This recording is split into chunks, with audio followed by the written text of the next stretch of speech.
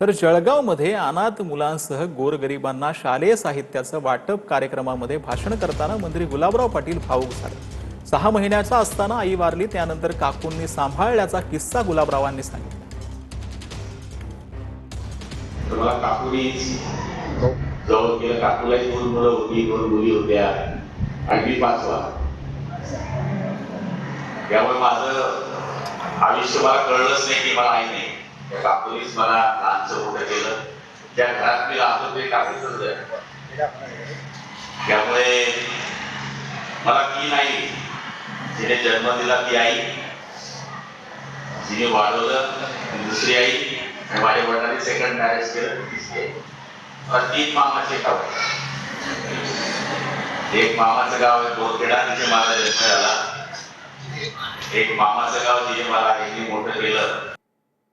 तर धाराशिवच्या छत्रपती शिवाजी महाराज चौकात 151 फूट उंच भगव्या ध्वजाचं पूजन पालकमंत्री प्रताप सरनाईक यांच्या उपस्थितीमध्ये पार पडलं। यावेळेला उभ्या असलेल्या कार्यकर्त्यांना उमराजे निंबाळकर यांनी खाली बसा, खुर्च्या पोळायला लागल्या का असा मिश्किल टोला लगावला आणि कार्यक्रम स्थळी आशापित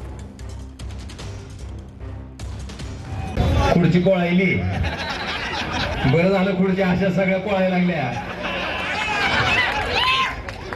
खुर्ची कोळायली, बरं झालं खुर्च्या अशा सगळ्या कोळायला लागल्या। तर रामदास आठवलेंनी गोसेखुर्द धरणाला भेट देत अधिकाऱ्यांकडून धरणाबाबत माहिती जाणून घेतली।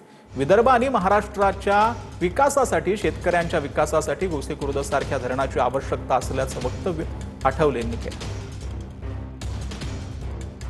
आणि या ठिकाणचं इरिगेशन चांगलं वाढलं पाहिजे, तरच विदर्भाचा चांगला विकास होणार आहे। या ठिकाणी अत्यंत सुपीक असणारी आणि फ्लॅट असणारी अशी जमीन आहे, त्यामुळे विदर्भाच्या विकासासाठी असे डॅम होणं अत्यंत आवश्यक आहे।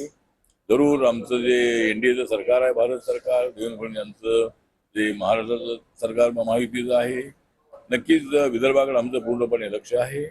आणि विदर्भाच्या विकासासाठी, महाराष्ट्राच्या विकासासाठी आणि शेतकऱ्यांना न्याय देण्यासाठी अशा पद्धतीच्या धरणांची निर्माण आवश्यकता आहे। तर संभाजीनगरमधील गेवराई पायगाच्या मंगेश साबळेला तडीपार करण्याची प्रक्रिया सुरू आहे। मंगेश साबळे हे संभाजीनगरच्या फुलंब्री तालुक्यातील गेवराई पायगा गावचे सरपंच आहेत। साबळेंवरती दहशत निर्माण करणं, मारहाण, धमकी, सरकारी कामात अडथळा आणि पैसे उकळल्याचा आरोप आहे। तर माझ्यावर खोटे गुन्हे दाखल केले, मंगेश साबळे यांनी पोलिसांवर आरोप केला। पण खऱ्या अर्थानं तुम्ही मी करत असलेल्या कामावर तडीपारवाची कारवाई केली तर मला कुठलीही अडचण नाही। मला तुम्ही एन्काउंटर जरी केलं, मला एमपीडीए केलं तरी मला कुठली अडचण नाही। पण माझा स्वाभिमान, माझा सन्मान आणि मी करत असलेलं काम बाजूला सोडून माझ्यावर खोटे गुन्हे दाखल करून या ठिकाणी तुम्ही ही कारवाई करत आहात। यामुळे सीपी आणि डीसीपी संविधानाचा गैरवापर कशा पद्धतीने करत आहात।